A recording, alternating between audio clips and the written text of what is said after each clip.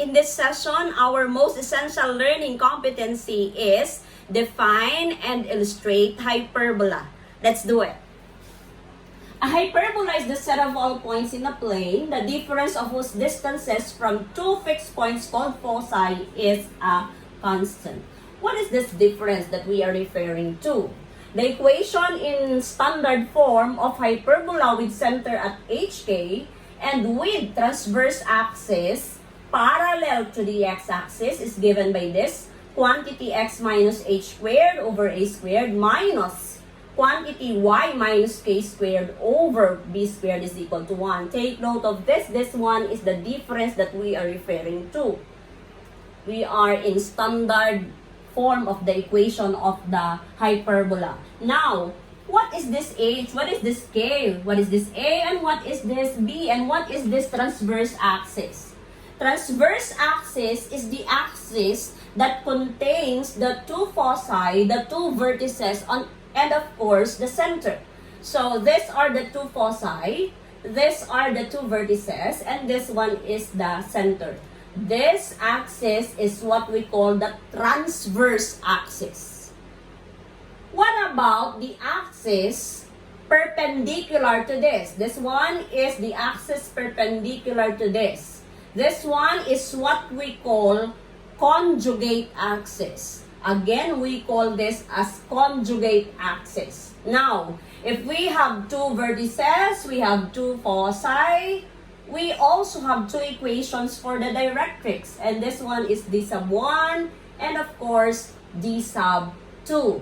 You will notice that in this hyperbola, the two foci are inside the curve.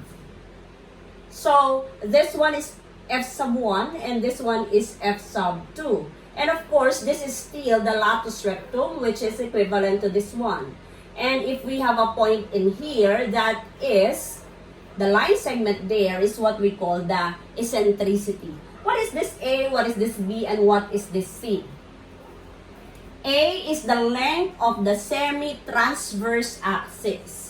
So meaning to say, this one is the distance from the center going to one of the vertices. Remember that this one is congruent to this one. They have the same length.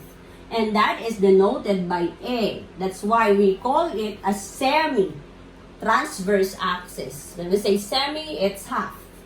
Now, what is C? C is the distance from the center to the focus. So, if this one is your center, this is one of your foci. The distance from here going to this is, of course, denoted by C. And if A and B are known and C is unknown, how are we going to solve it? We will be using the formula C squared is equal to A squared plus B squared. And what is this B? This B is the length of the semi-conjugate axis, meaning this one. We know that this is equivalent to this. They are congruent. If this one is 2, this one is also 2. If this one is 3, this one is also 3. If this one is 4, this one is also 4. And the length of the latus rectum, this one is the latus rectum. This one is the latus rectum, is 2b squared over a. And the length of the eccentricity is c over a. The eccentricity is, of course, the length from the focus to any point on the hyperbola. Okay. Now, you will notice that we have these two oblique asymptotes here. You know what an asymptote is. When we say asymptote, it is a line in which a graph moves closer and closer but never touches it. Okay. How are we going to get the equations of these asymptotes? We call them as oblique asymptotes. This one. For hyperbola whose transverse axis is parallel to the x, this one, the equation of the oblique asymptotes are, these are the formula, take note of the formulas. B quantity x minus h plus a quantity y minus k equals 0. So, they have the same equation. The only difference is the second one is minus. Okay? Now, what about if we have this hyperbola in which the transverse axis is parallel to the y?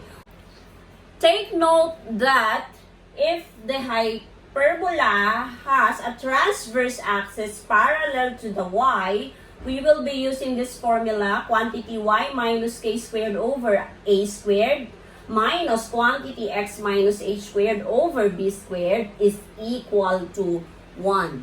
The h and the k here are still the x and the y coordinates of the center, and the a is the length of the semi-transverse axis. The b is the length of the semi-conjugate axis. This time, always remember that your c is always greater than a. Again, your c, this one is your c, is always greater than a because the focus now is inside this curve. Okay? That's it.